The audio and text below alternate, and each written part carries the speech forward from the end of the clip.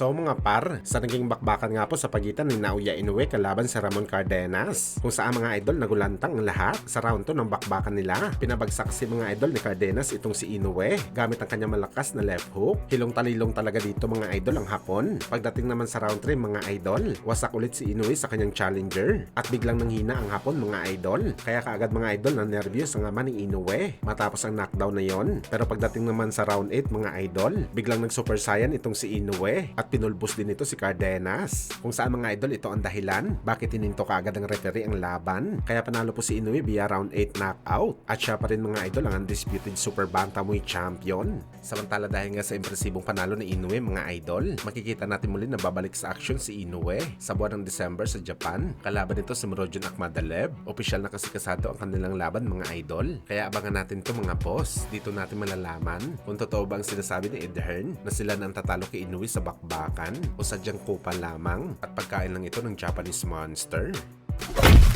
Samantala dahil tapos na nga po ang laban ni Inoue, kung saan mga idol, susunod naman dito mapalaban ang kapwa nito super bantamweight fighter at ang ating kababayan na si Carl Hamis Martin. Ayon ito mga idol sa MP Promotion President na si Sean Gibbons. Nakaschedule na daw ang laban ni Wonderboy sa May 31. Hindi naman sinabi ni Gibbons mga idol kung sino ang makakalaban nito o kung saan gaganapin ang laban ni Martin, sa Amerika ba o Mexico. Hindi pa malinaw mga idol kung sanction ng titulo ang laban ni Martin, pero dahil ina-assume natin mga idol na gusto mapalaban ni Martin sa world title fight sakaling umakyat na si Inoue ng timbang sa featherweight, malamang sanction ito mga idol ng WBO dahil siya po ang number 1 na contender sa titulo. Magandang plano talaga mga idol ni Sean Gibbons na ipalaban si Wonderboy ngayong buwan dahil kung hindi ito mapalaban mga idol, posible kasi maungusan ni Sam Goodman si Martin sa number 1 contender sa WBO dahil lalaban nga din sa buwan ng Mayo si Goodman. Sakaling manalo siya dito mga idol, posible talaga ito ma-elevate sa number 1 kapag nag-update na ng rankings ng WBO.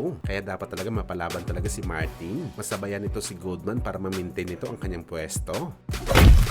Sa kabilang banda naman mga idol, matapos nga po may ikasang officially ang bakbakan ni Canelo Alvarez kalaban si Terence Crawford matapos ito manalo sa laban niya kay William School, kung saan mga idol sa naging panayam po ni Crawford, masaya daw siya dahil sa wakas daw mga idol na ikasa na ang laban na matagal na nito hiningi. Sabik na daw siya mga idol na ipakita sa lahat ng mga boxing fans kung gaano ito kagaling na klaseng fighter kapag tinalo nito ang the best na boxer na 3 division na mas malaki sa kanya. Well, believe tayo mga idol sa lakas ng loob ni Crawford para sabihin ng mga bagay na kaya nito talunin si Canelo. Pero kung tayong tatanungin mga idol, hindi talaga natin nakikita mga boss kung saan banda mananalo si Crawford sa bakbakan na to. Na kay Canelo na kasi ang lahat mga idol, malakas, malaki, at higit sa lahat A-side sa bakbakan. Na-expect natin mga idol na magiging part 2 lang ito sa bakbakan ni Canelo at William School. Tatakbo lang din si Crawford para makasurvive na hindi man-knockout. Sabi ng iba si Crawford daw mananalo mga idol dahil magaling ito. Oo, magaling naman talaga si Crawford kalaban ng mga average na fighter.